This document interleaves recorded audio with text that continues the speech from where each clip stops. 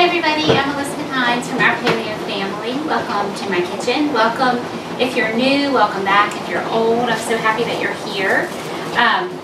Tonight we're making Mexican cauliflower fried rice. So I just made Cajun cauliflower fried rice. Of course you can use regular rice if you prefer, but we're trying to keep it paleo and keto around here, so I'm using cauliflower rice. Plus I just really like it. It's another vegetable. And we love the Cajun cauliflower rice. I like anything in a bowl. I kind of like to mix my stuff together, and I like sauce. And so these kind of meals just lend themselves to that, and I love it. So I have a couple little extra things I'm going to show you. One is a jicama slaw, and then also our sauce for this recipe, which is a chipotle lime mayo. So this is another one of those just chop it and get it in the pan kind of dishes. And you really don't have to measure. You can add different vegetables if you have different vegetables on hand than what I'm showing you, but kind of to keep the integrity of the dish, I would stick with the onions and the peppers, and then you can add more veggies or not based on what you have. It is storming, it is pouring down rain, so I'm sure you can hear that, and it's very dark. I have lots of lights on, so I apologize for the noise. I'll try to talk over it, and just bear with me. We have in North Carolina the pine pollen. If you're from this area, or if you've ever visited in the spring, then you know what I'm talking about. Those, our state tree, that loblolly pine, they make these huge pods of pollen, and it's bright yellow, and it's big. It's so big that most people aren't allergic to it. But it's very irritating. Like when my husband and I took a walk yesterday and we got back, I had to rinse out my contacts, and they just like want to wipe down. It's just everywhere. So the pollen is only about halfway through, but it has been dumping, and the rain is going to wash some of that away, which is wonderful. I'm very thankful for it. Okay, so in my skillet I just poured a couple tablespoons of avocado oil. You could use ghee, you could use coconut oil, you could use bacon drippings. All of these would keep it paleo. You could use grass-fed butter if you don't need to be dairy-free. And I have one small sweet onion, small to medium sweet onion. I've just chopped it. And the salt I need in this dish is about a teaspoon, I think, half a teaspoon. So I'm going to go ahead and just get that in. I'm probably going to end up adding a little bit more, but start with a half a teaspoon. You can always add more. It's very hard to take it out. Actually, I'm just going to sprinkle some of that and a little bit of pepper. We'll just add more as we go. So if you have ground beef, this is a ground beef recipe. You use pork, you could use ground chicken, turkey, whatever. If your ground beef is not frozen, I would add it later after the onions and peppers get going, but mine, I forgot to get it out of the freezer, so it's frozen. So I'm going to go ahead and add it now and attempt to keep my beef on one side of the skillet, and I'll put the onions and add all my veggies over to the other side, and we're just going to chop and add stuff to the skillet. So I've already started. So my recipe is going to call for 2 bell peppers, which, if you don't know, this YouTube channel complements my blog, Our Paleo Family. So all of the recipes that I'm showing you here are written up for you on the blog, and there's always a link in that description section, so you can go and find it. You can print it out. You can read my little commentary about it. So this recipe is going to call for 2 bell peppers, and usually I buy those ones at Aldi. They have them everywhere. They usually call them stoplight peppers. There's a red, a yellow, and an orange. And I often have green peppers. And I'll just do half of each of those so I get all of those colors, because the different colors are different phytonutrients. Phyto just means from a plant. So the more colors, the more different nutrients you're getting, and that's good. That's your goal. So I use different colors if I have them. If I can, I just use half of each of those. But absolutely, just use whatever you have. Any vegetable, better than no vegetable. I cut these onions earlier today, and so the whole house smells like onions now, which my children are not thrilled about. This particular skillet really slides around on this burner. My daughter got braces today, and she's doing okay, but you know, you had braces. Your kids have braces. It is a weird feeling to have all that stuff in your mouth. So I'm hoping she can eat this. It'll end up kind of soft. I'm making some regular rice. I make her a smoothie. Just make sure she gets some good nutrition. I remember my husband never had to have braces. He has great, nice straight teeth. But I had them, and I remember what it feels like.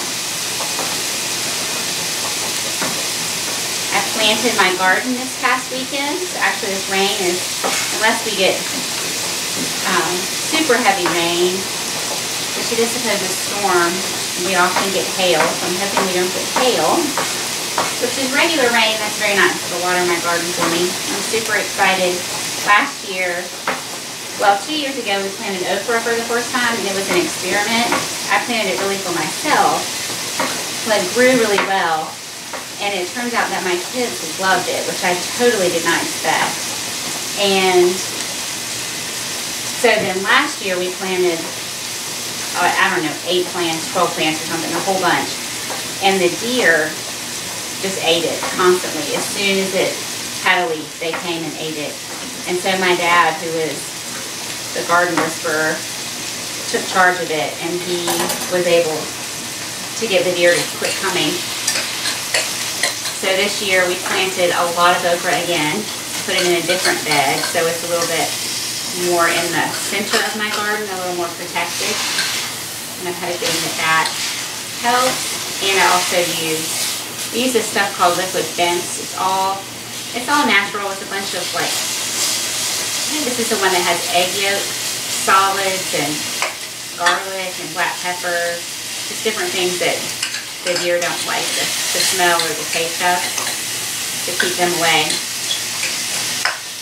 So just as the beef cooks, you can see what I'm doing. I'm scraping it off and just mixing it in with those guys. I just want to get all my vegetables in there, get my beef browned as well, or cooked, get a little bit of brown on it, and then we'll add the cauliflower, and then we're good to go. Okay, so my spices for this dish are the salt, because I'm going to go ahead and get the rest of that in because I need this measuring spoon. Half a teaspoon of salt. Of course, these are all suggestions. Use more, use less, whatever suits your family. And then I need a half a teaspoon of each of these. So I have cumin, which has a nice smoky flavor. This recipe would not work for AIP. A lot of my recipes you could adapt, leave something out to make it work for the autoimmune paleo diet. But with all the peppers and the seed spices, you just couldn't do this. You would totally lose the integrity of what it is. Okay, so that's onion powder, garlic powder, smoked paprika, which again, if you just have regular paprika, fine. But if you have smoked, I actually use it in a lot of my recipes. So if you're a fan and you like to make my recipes, you might want to grab a bottle of the smoked paprika. It goes in several of my spice blends as well. And then this is chili powder. You could use chipotle powder. And because I'm serving my kids, I'm going to go with just 1/4 teaspoon and leave it at that. And we're putting in some jalapeno a little bit later on, so I don't want this to be too spicy. There's that. I have my burner on medium-high. I have my cauliflower rice in a different bowl because sometimes I go crazy and just add a whole bunch of vegetables that I wasn't even planning on, and it fills up my pan.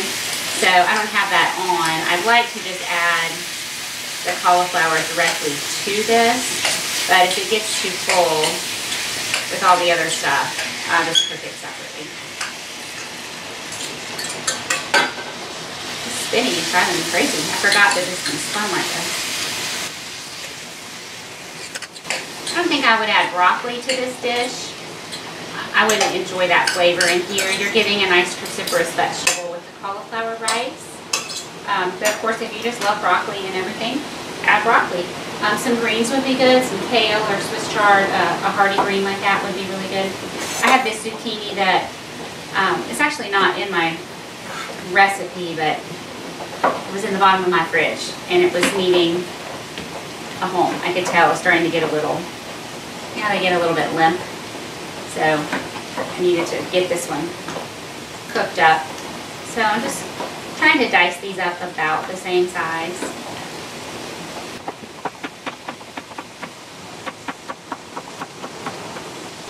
Might get half of my zucchini in there. I want to make sure I leave space for myself to cook around my beef. And then I have 3 big cloves of garlic that I came along for the ride. Stick them right there. Have you ever grown garlic or onions in your garden? I'm just curious. I feel like years ago I tried to grow onions and garlic and they weren't very successful. I grew leeks one time and that worked really well. I'm not a very good gardener and I know it. My dad is very good at it. He's very helpful. But I know I ask him the same questions year after year because I forget. I mean, I pay attention and I do what he says, but then I forget. I need to really start writing things down. The one thing I really hate chopping is garlic. I'm not very good at it. I have a hard time getting it as small as I want.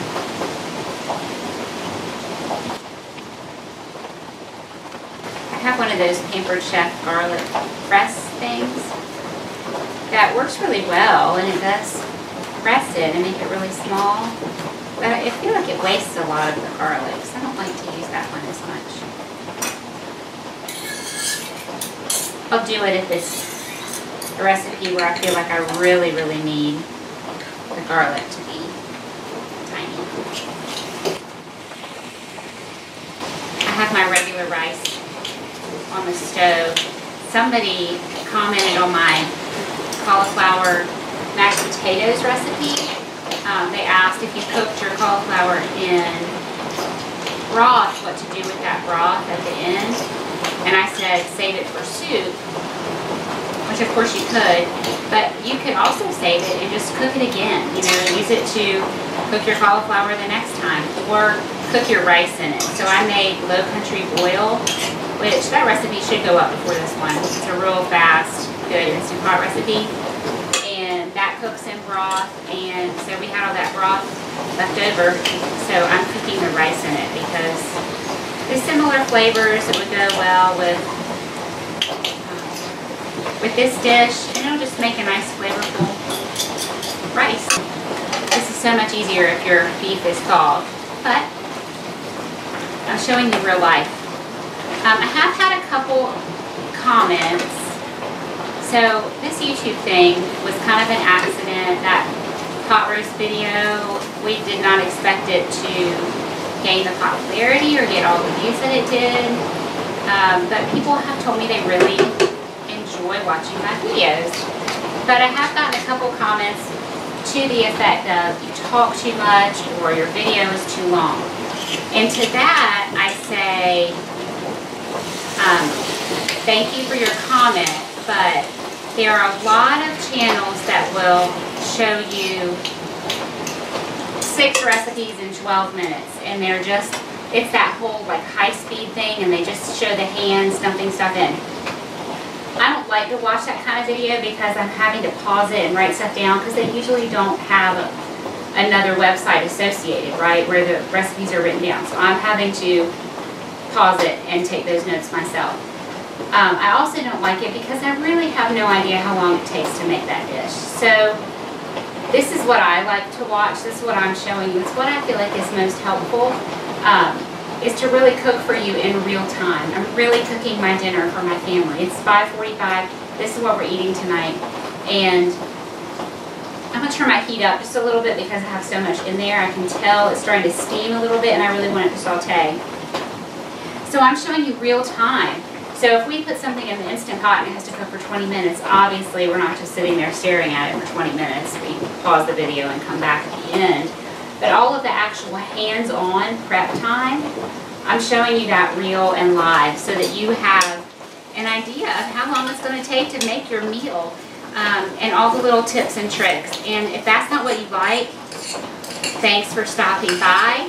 There are lots of channels that do that high-speed cooking thing, and I would just say, you know, find one of those or two of those that you like, because there are some good ones. That's not what I find helpful, so that's not what I'm presenting to you. See if I can get the rest of these in.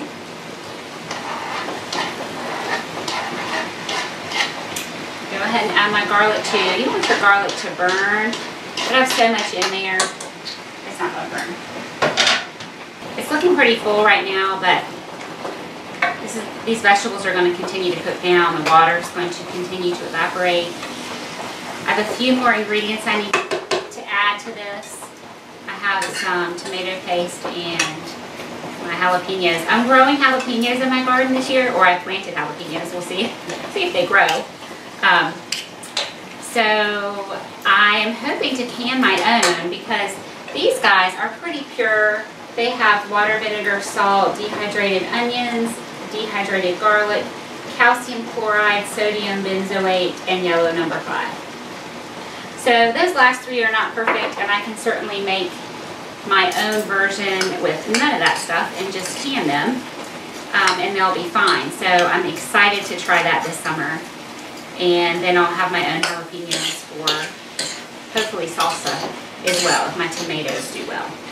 So that's an experiment. Every summer we try to grow one new thing. Maybe it's a different variety of tomato, just something new. Okay, so this is my jicama slaw. I actually made some last week, and I had so much of the veggies shredded up. I knew my kids wouldn't eat it, and I didn't want to make too much at once. So I just put some of the leftover, some of the extra shredded vegetables right in here. And I feel like this is mostly cabbage. Yeah, there's some jicama in there. I ran everything through the food processor because I just wanted it really small, and I wanted it to be fast. So I used cabbage, carrots, and then jicama. Which jicama, I'll show you, I have half of it left. Okay, this is a jicama. It starts with a J. It's J-I-C-A-M-A. And actually, you know, I'm gonna cut a little bit more so I have some bigger slices in there.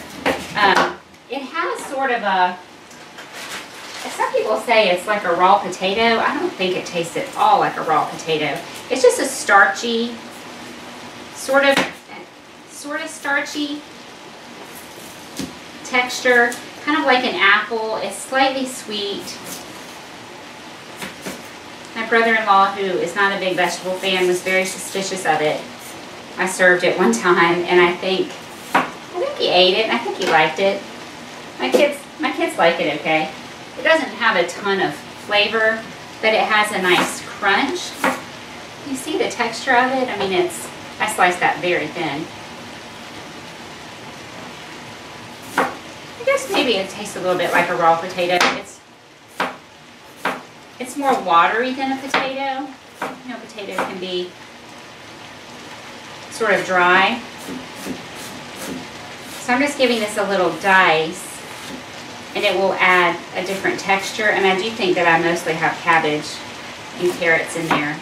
And then I'm going to make a dressing. And my dressing is just going to consist of lime juice and a good unfiltered olive oil.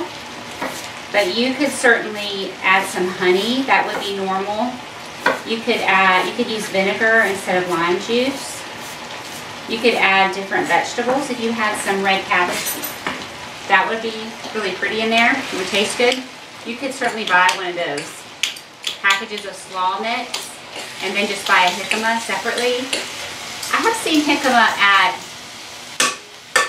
different grocery stores. I usually buy it at Whole Foods because, y'all, sometimes I go to 5 grocery stores on the weekend to get different things. They're all close to each other, so I'm not wasting a lot of gas to get from one to the next, but it wears me out to go to that many stores.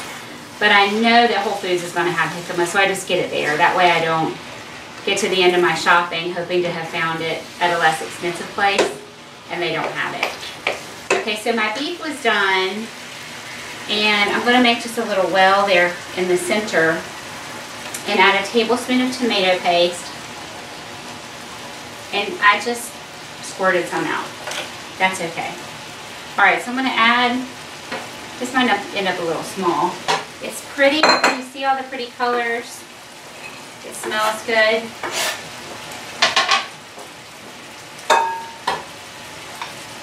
Okay, I'm going to dump this in. Okay, I did say unfiltered olive oil because you get some different nutrients in an unfiltered olive oil, and you don't want to cook with that. You just want to use it to dress salads or drizzle on your roasted vegetables when you pull them out of the oven. And this is lime juice, fresh squeezed lime juice. It's going to need a little salt and a little pepper. You could use any of these spices as well.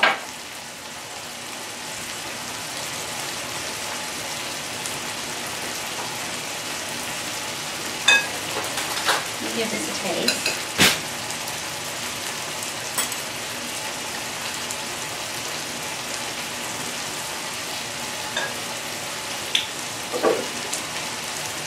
Needs a little more olive oil, a little more of everything. This will get more flavorful as it sits, so it's good to make it ahead.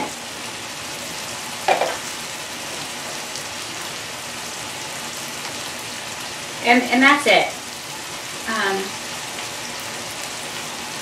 This is one of those recipes that's hard to write up because if I say a head of cabbage, well, your head of cabbage might be tiny and my head of cabbage was large. And if I say use 2 cups of shredded cabbage, and somebody's going to say, what do I do with the rest of my cabbage? You know, so just cut up as many vegetables as you are going to need. It's good left over for a day or two, but not much beyond that. And then just dress it. Drizzle some olive oil in, drizzle some vinegar or juice in, and taste it. Sprinkle in salt and pepper. Okay. Give this a taste for seasoning. I need to add my jalapenos. I just want to get a little browning on that. Let some of the water evaporate.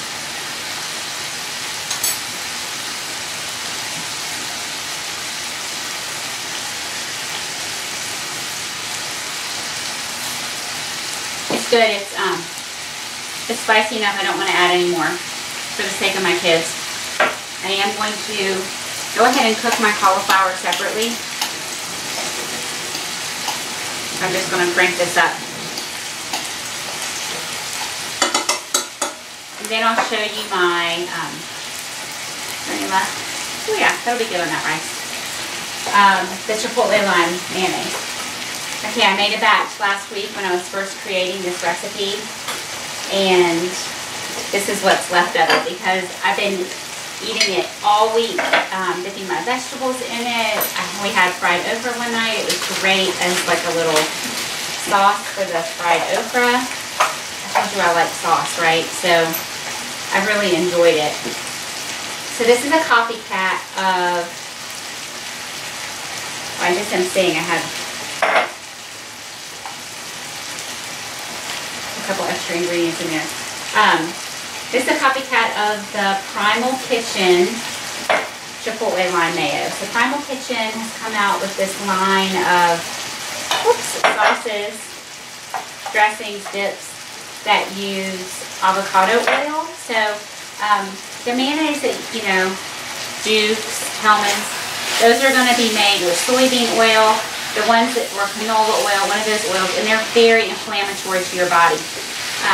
And almost all health conditions are a result of inflammation, even heart disease. We can get into that another time, but your arteries aren't getting blocked up like this with a blocked artery. It's inflammation in the wall of the artery. So we want to keep inflammation down, so you don't want to be eating inflammatory oils. That's a very, very large source of the inflammation that we take in, are the oils. So you want, if you're going to buy mayonnaise and salad dressing and all that stuff, you're going to have to, if you want to avoid the inflammatory oils, you either make your own or buy these really expensive brands. So the Primal Kitchen mayo made with avocado oil is really good. It's $10 a jar. I think on Thrive Market it's $7.50. That's still a lot. So I calculated I can make a recipe of my homemade mayonnaise, which is avocado oil or a very light tasting olive oil, either one, an egg, a squirt of lemon juice, and a little squirt of Dijon mustard, salt and pepper.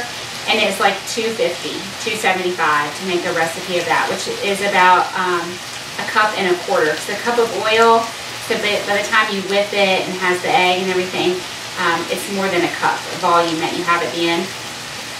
So that's under $3. By the time I add this little bit of all my spices, at most I'm at $3 for my jar of Chipotle lime mayo. So that's less than half of even the cheapest price you can find. So it's worth stocking your pantry and having these spices and making your own. So I have everything already in my bowl. Sorry. Okay, I've washed that out so that it's ready for my new batch. Okay, so what goes in here is a cup of mayonnaise. So let me give this a stir.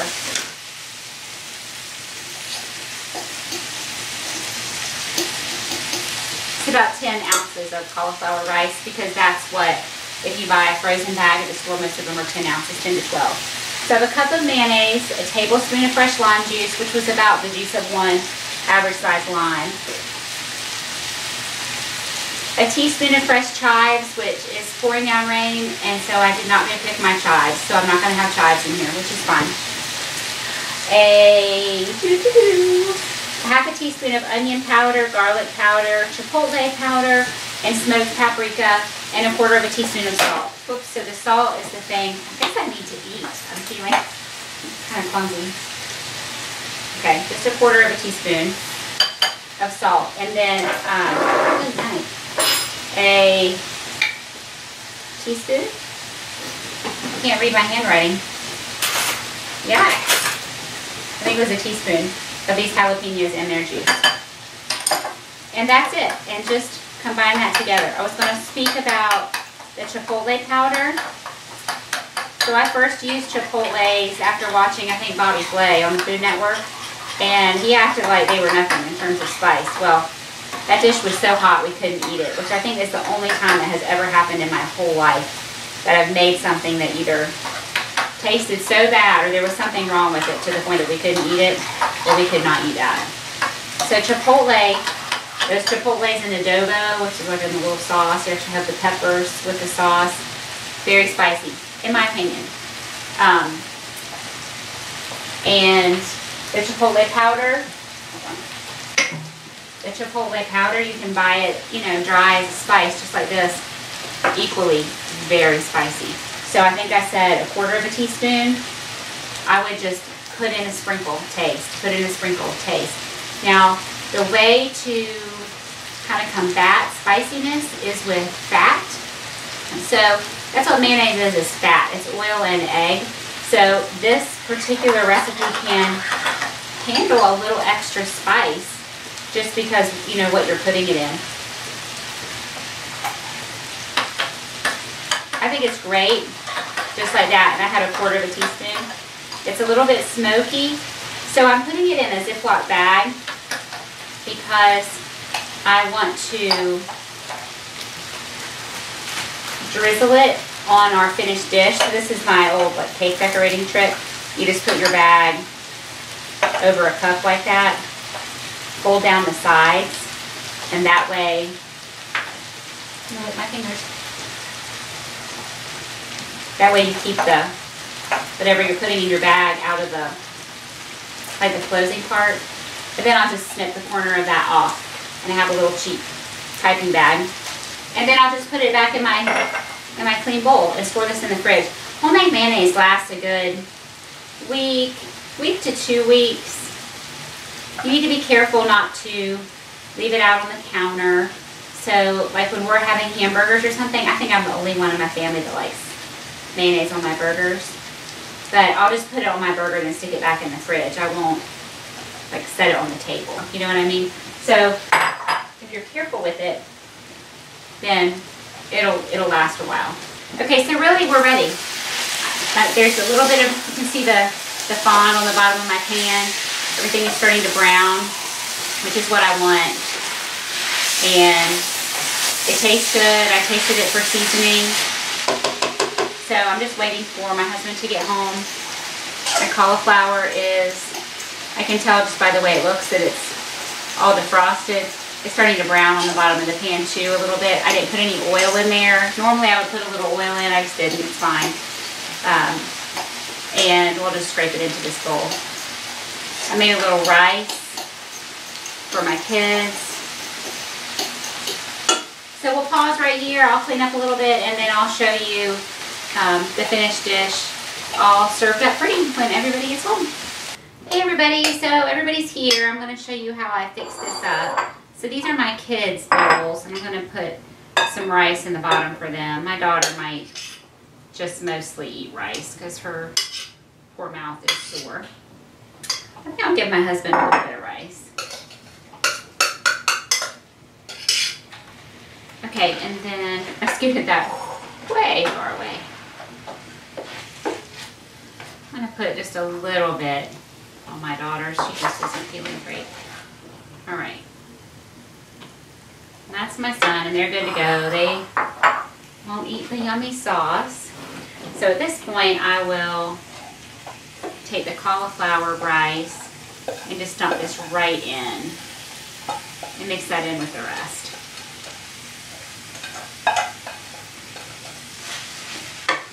So if you were going to add your cauliflower rice directly to all the other stuff in the dish, it would take, depending on if your rice is all clumped together, sometimes I buy that big bag at Costco and sometimes it just gets these huge clumps that I can't break apart, and they might take up to 10 minutes to thaw. I put a lid on the pan and just let it thaw and then mix it all in and everything will be hot.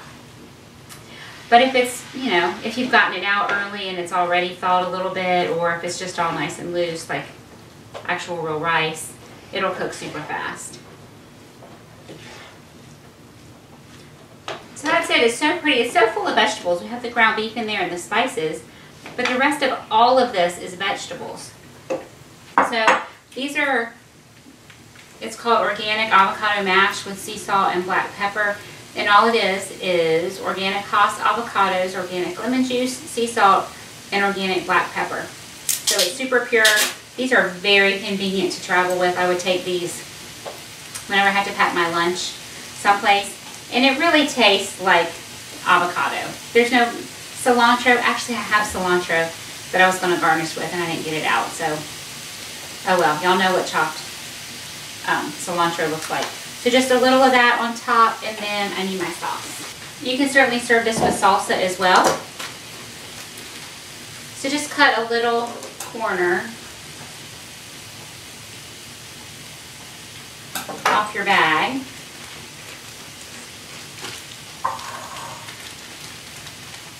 Oops.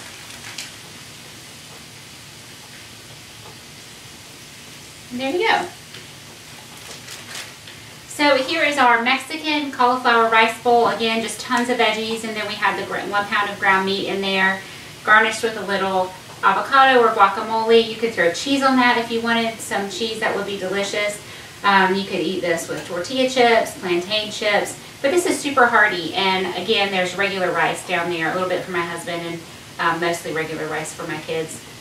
And I'll have it just like this with some sauce, and then our jicama slaw on the side. So I hope you enjoy these recipes, everybody, and I hope your spring is off to a great start, and I'll look forward to seeing you next time.